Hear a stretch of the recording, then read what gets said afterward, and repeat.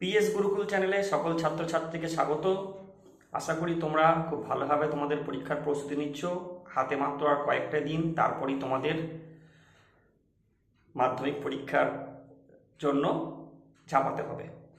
তো আজকে আমরা যে বিষয় নিয়ে আলোচনা করব সেটা হচ্ছে মাধ্যমিক 2025-এ ইতিহাসের 8 মার্কসের কোশ্চেন, বা ইতিহাসে তোমরা 8 মার্কসের জন্য কোন কোন প্রশ্নগুলোকে খুব গুরুত্ব সহকারে পড়বে। তো প্রথমেই বলে রাখি যে ইতিহাসের সাজেশন করাটা এমনিতেই খুব টাফ বিষয়, কারণ বিগত বছরের প্রশ্নগুলো যদি ভালোভাবে খেয়াল করা যায় তাহলে দেখা যায় যে যারা কোশ্চেন সেটার তারা প্রতি বছরই ইতিহাস নিয়ে বিশেষ কিছু পরীক্ষা নিরীক্ষা করে থাকে। তাই খুব ভালোভাবে যদি ইতিহাসের প্রস্তুতি না নেওয়া যায় তাহলে কমন পাওয়াটা একটু ডিফিকাল্ট হয়ে যায়। তো এখানে প্রথমেই মনে রাখতে হবে 2024 সালে 8 মার্কসের কোশ্চেন কোন কোন অধ্যায়গুলো থেকে এসছে। বারবার করে মাথায় রাখো, 2024-এ কোন কোন অধ্যায় থেকে 8 মার্কসের কোশ্চেন এসছে। তাহলে সেই অধ্যায়গুলো হলো 2 নম্বর অধ্যায়, 4 নম্বর অধ্যায় এবং 7 নম্বর অধ্যায়। তাই এবছর এই অধ্যায়গুলো থেকে 8 মার্কসের কোশ্চেন আসার সম্ভাবনা খুবই কম। সেক্ষেত্রে এবছরের জন্য যে অধ্যায়গুলো মোস্ট ইম্পর্টেন্ট সেগুলো হলো 3 নম্বর অধ্যায়, 5 নম্বর অধ্যায় এবং 6 নম্বর অধ্যায়। তো আমি আমার এই সাজেশানে এই 3, 5 এবং 6 নম্বর অধ্যায় থেকে বেশ কিছু 8 মার্কসের কোশ্চেন তোমাদেরকে সাজেস্ট করছি, এবং এই প্রশ্নগুলো তোমরা যদি অনুশীলন করো তাহলে আশা করি মাধ্যমিক পরীক্ষায় তোমরা প্রতিটি কোশ্চেনই খুব ভালোভাবে লিখে আসতে পারবে। এ প্রসঙ্গে আরেকটা কথা তোমাদেরকে বলে রাখি, এই প্রশ্নগুলো যেগুলোকে আমি এবছর আমার সাজেশনের তালিকায় রেখেছি সেই প্রশ্নগুলো কিন্তু সবই তৈরি করা হয়েছে এবিটি এর বিভিন্ন স্কুলের টেস্টের কোন কোন কোশ্চেন এক্সামিনাররা বেশি গুরুত্ব দিয়েছেন সেই দিকে লক্ষ্য রেখে। তাহলে চলো আজকে কোন কোন কোশ্চেনগুলো তোমাদের জন্য ইম্পর্টেন্ট সেগুলো একে একে আলোচনা করা যাক। এবছর মাধ্যমিক ইতিহাস পরীক্ষায় যে 8 নম্বরের প্রশ্নগুলো খুব ইম্পর্টেন্ট অধ্যায় ভিত্তিক, সেগুলি আমরা একে একে আলোচনা করব। আজকের প্রথম প্রশ্ন, নীল বিদ্রোহের প্রকৃতি, কারণ ও গুরুত্ব আলোচনা করো। অথবা নীল বিদ্রোহ থেকে আরেকটি কোশ্চেন আসতে পারে, সেটি হলো নীল বিদ্রোহ সম্পর্কে বাংলার মধ্যবিত্ত ও শিক্ষিত শ্রেণীর মনোভাব কেমন ছিল। যে প্রশ্নগুলো সাজেশন হিসাবে আমি তৈরি করেছি সেগুলি সবই টেস্ট পেপারে বিভিন্ন ইতিহাস যে কোশ্চেনগুলি রয়েছে সেই কোশ্চেনগুলি দেখে।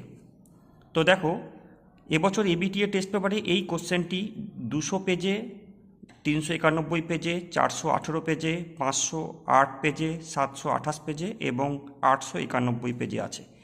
কাজেই বুঝতেই পারছো এবছরের জন্য এই প্রশ্নটা খুবই ইম্পর্ট্যান্ট। পরবর্তী প্রশ্ন, 19বিংশ শতকের প্রথমার্ধে সতীদাহ প্রথা বিরোধী প্রচেষ্টাগুলির পরিচয় দাও। এই বিষয়ে রাজা রামমোহন রায়ের অবদান লেখো।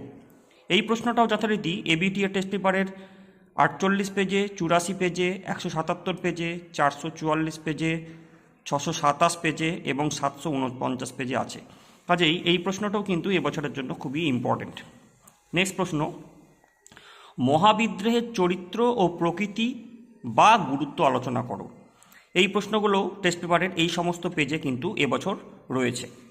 পরবর্তী প্রশ্ন, ঔপনিবেশিক বাংলায় বিজ্ঞান ও কারিগরি শিক্ষার বিকাশে আইএএসসি, কলকাতা বিজ্ঞান কলেজ, বসু বিজ্ঞান মন্দির, জাতীয় শিক্ষা পরিষদের অবদান আলোচনা করো। এখানে আমি পয়েন্ট হিসাবে আইএএসসি, কলকাতা বিজ্ঞান কলেজ, বসু বিজ্ঞান মন্দির, জাতীয় শিক্ষা পরিষদ রেখেছি। এখান থেকে যে কোনো দুটিও আসতে পারে বা চারটিও আসতে পারে। এটিও টেস্ট পেপারের অনেক পেজে আসে, আমি এখানে দেখো পেজগুলি উল্লেখ করে দিয়েছি। কাজে এই প্রশ্নটিও এবছরের জন্য খুব ইম্পর্টেন্ট। পরবর্তী প্রশ্ন, মানুষ, প্রকৃতি ও শিক্ষার সমন্বয় বিষয়ে রবীন্দ্রনাথের চিন্তাভাবনা ও শিক্ষা চিন্তা আলোচনা করো। দেখো, এই প্রশ্নটি টেস্ট পেপারে সব থেকে বেশি পেজে আছে। এতগুলি পেজে এই কোশ্চেনটি থাকায় বুঝতেই পারছো এবছর শিক্ষক মণ্ডলী যারা ইতিহাসের প্রশ্ন টেস্টের জন্য তৈরি করেছেন তাদের কাছে এই প্রশ্নটি এবছরের জন্য সবচেয়ে গুরুত্বপূর্ণ মনে হয়েছে। কাজেই তোমরা এই প্রশ্নটি কিন্তু খুব ভালোভাবে প্র্যাকটিস করবে। 6 নম্বর প্রশ্ন, ভারতের সশস্ত্র বিপ্লবী আন্দোলনে নারী সমাজের ভূমিকা আলোচনা করো। এই প্রশ্নটি রয়েছে টেস্ট পেপারের 106, 127, 366, 418, 444, 476, 584, 728 এবং 872 পেজে।